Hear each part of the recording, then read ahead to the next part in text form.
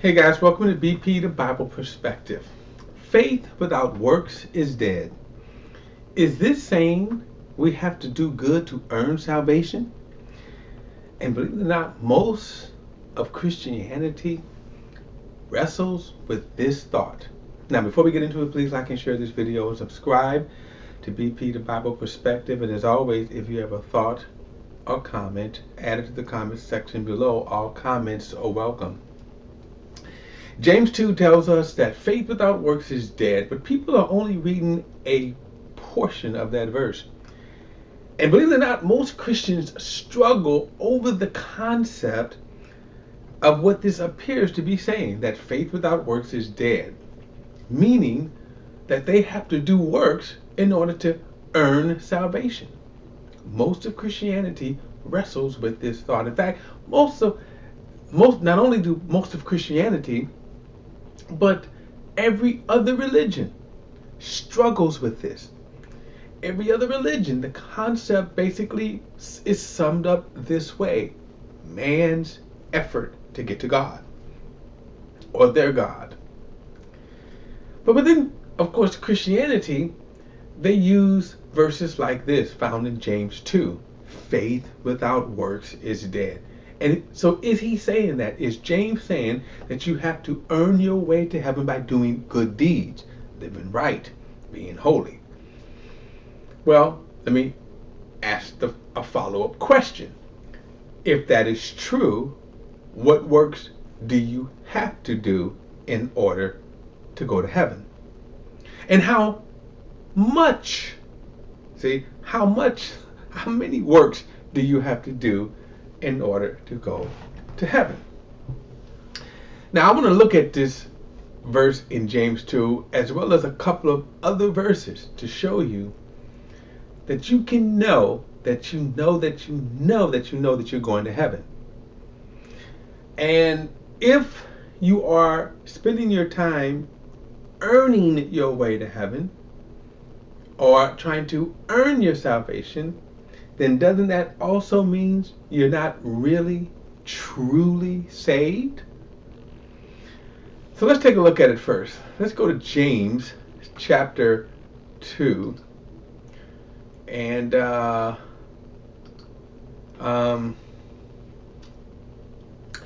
James chapter 2, this is verse 14. It says, "What good is it, my brothers, if someone says he has faith but does not have works? Can his faith save him?" And right off, you could see what people would say, but isn't that what it is saying? Well, let's see, but I'll come back to that. He said, "Brothers, if a brother or sister is without clothes and lacks daily food, and one says to them, 'Go in peace, keep warm, and eat well,' but you don't give them what the body needs, what good is it? In the same way, faith, if it doesn't have works, is dead by itself. But someone will say, 'You have faith, and I have works.' Excuse me. Show me your faith without works, and I will show you faith from my works. You believe that God is one? You do well. The demons also believe, and they shudder. Foolish man, are you willing to learn that faith without works is useless? Wasn't Abraham, our father, justified by works when he offered Isaac, his son, on the altar? You see that faith was activated together with his works. And by works, faith was perfected. So the scripture was fulfilled that says, Abraham believed God, and it was credited to him for righteousness. And he was called God's friend. You see that a man is justified by works, not by faith alone. And in the same way, wasn't Rahab the prostitute also justified by works when she received the messengers and sent them out by a different route? For just as the body without the spirit is dead, so also faith without works is dead. Now, if you just do kind of a cursory reading of this, yes, you can stumble into, or I like to put it this way, be corralled into thinking that Yeah, he's talking about salvation by works. But if you notice, nowhere in this passage is really salvation talked about, taught. And really, in a sense, mentioned outside of verse 14 when it says, can his faith save him? Now, we'll get back to that statement in a moment. But in other words, if you see, everything that he's talking about here has nothing to do with in terms of going to heaven. So what is he talking about? Well, let's look at it before. The subject itself here is faith. In other words, what he is talking about is what is faith? Not what is salvation, not what is how you're going to go to heaven, but faith itself. Notice, from 15 on, all he talks about is what? Comparing what faith with works is. In other words, my faith, if I say I believe something, it's going to be backed up by actions. That's basically all he is saying. Abraham believed God. So what? His actions showed he was willing to what? Offer his son. Rahab believed in the God of Israel, though she was a prostitute and a foreigner. But because, notice what her works was that showed her what? Not salvation, but her faith. Rahab's faith was in that God is going to destroy the city, and she hid the spies. So are you telling me that that is the kind of works that you have to do in order to be saved? No. You see, the point here that he is referring to and talking about is faith, the subject of faith, and what faith is. And in this context, then yes, your faith should have works to back it up. If I say that I truly believe in you, let's say you had a business venture and you said, hey, I want you to believe in me, but I want you to more than believe in me, I want you to invest in me. If I say, okay, I really believe in you, then my actions would be, I'm going to what? Invest in you. I'm not just going to say, I believe in you, and then say absolutely nothing. And if you notice, this is what he's saying right here. Everything that he's talking about has to do with the subject of faith. And that's why he says, look, if someone come to you and say, you know what, I'm hungry, right? And verse 15 says, if a brother or sister is without clothes and lack daily food, and what if he says to them, go in peace, keep warm, eat well, right? But don't give them what he needs, what good is it? So what is he comparing? What is true faith? Now, this has nothing to do with what? Going to heaven. So what does he mean in verse 14? What good is it, my brother, if someone says he has faith but doesn't have work? Can his faith save him? He's going to define now faith, because faith does save us. But what he's going to define is what kind of faith. Now let me go on and show you something in John. John chapter 1, because if he is talking about works here, and this is what I want you to see, if he's talking about works, that works save us. Now I want to read something. Look at John chapter 1 verse 1. In the beginning was the Word, and the Word was with God, and the Word was God. He was with God in the beginning. All things were created through him, and apart from him not one thing was created that had been created. Life was in him, and that life was the light of men, and that light shined in the darkness, and the darkness did not overcome it. I want to skip down to verse 14. The Word became flesh and took up residency among us, and we observed his glory, the glory as of the one and only Son from the Father, full of grace and truth. John testified concerning him and exclaimed, this was the one whom I said, the one coming after me has surpassed me, because he existed before me. Indeed, now this is important, we have all received grace after grace from his fullness. For the law was given through Moses, but grace and truth came through Jesus Christ. Now I want you to see something here. I want you to notice the word and what he means by the word back in verse 1. The term word itself means an expression of thought, an expression of thought, a concept. In other words, the word reveals, it expresses, it captures in thought, in revelation, what is hidden. He said, in the beginning was the Word. Now imagine, if you go back through eternity past, back through time, back through eternity past, you keep going back as far as you can go. You can only go back as far as God. In other words, you're going to run into God. God is the beginning. Everything begins with God. Every single thing. Everything that is created, right? Time, space, creation. So you would run into God. But what is also you need to understand is by saying in the beginning was the Word, that what you would see is what God wanted you to see as expressed in the Word. In other words, Jesus is the expression of God. He is the manifestation, the revelation of God.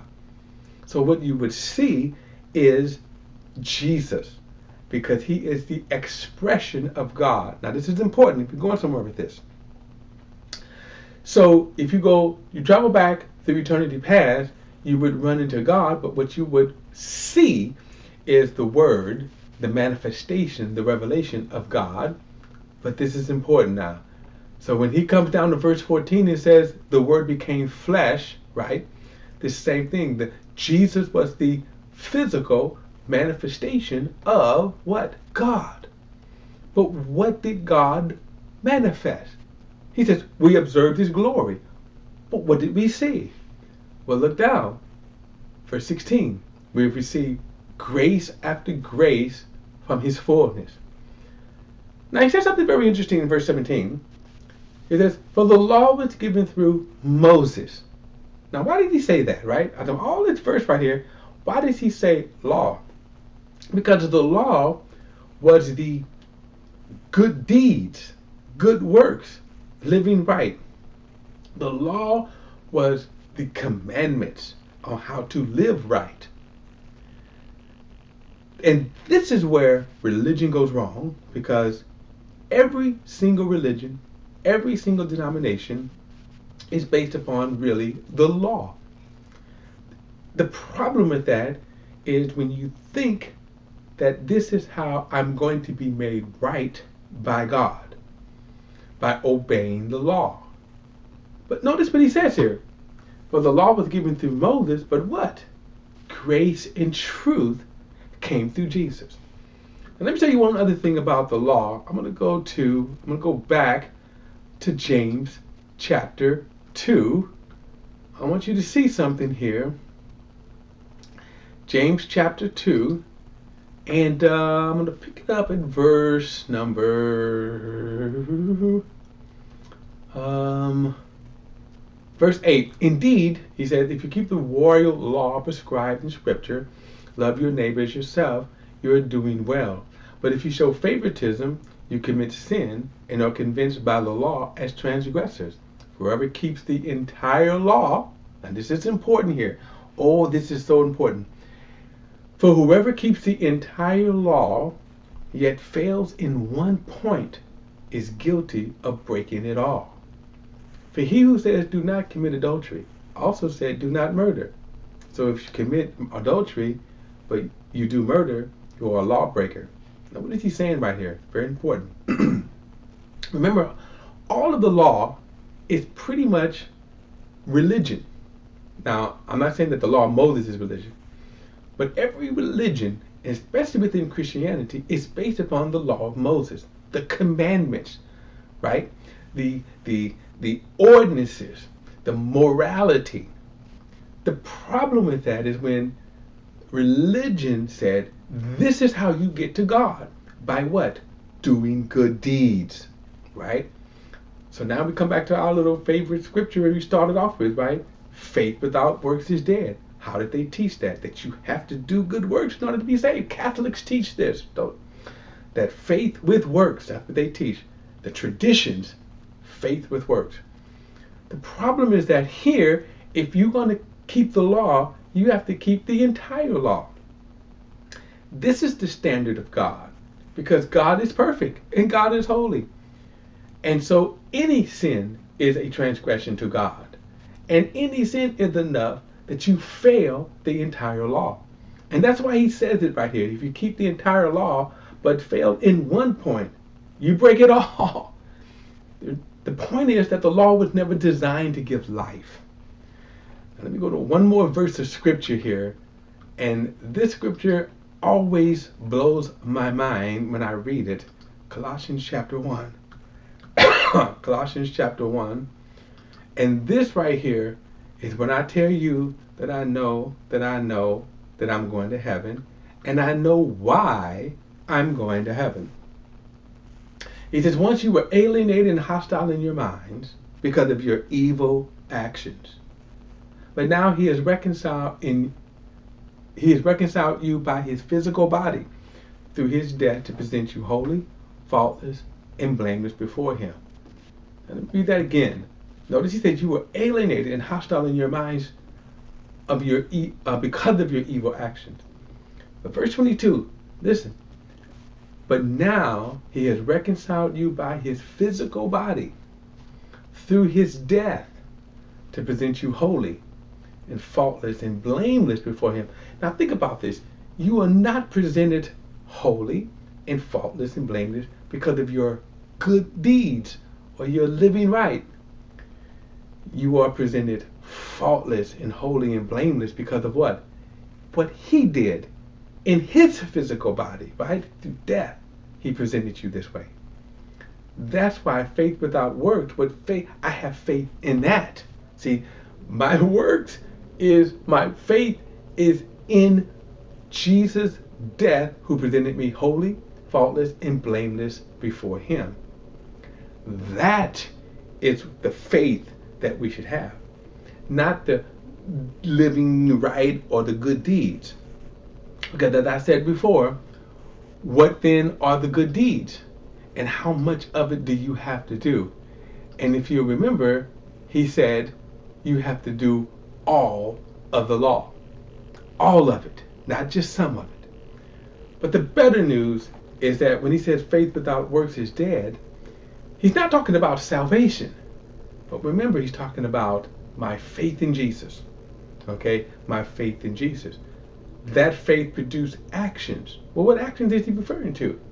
Not salvation, or not that leads to salvation, but that what? That leads me to trust that Jesus, through his body, presented me holy and blameless and faultless before him.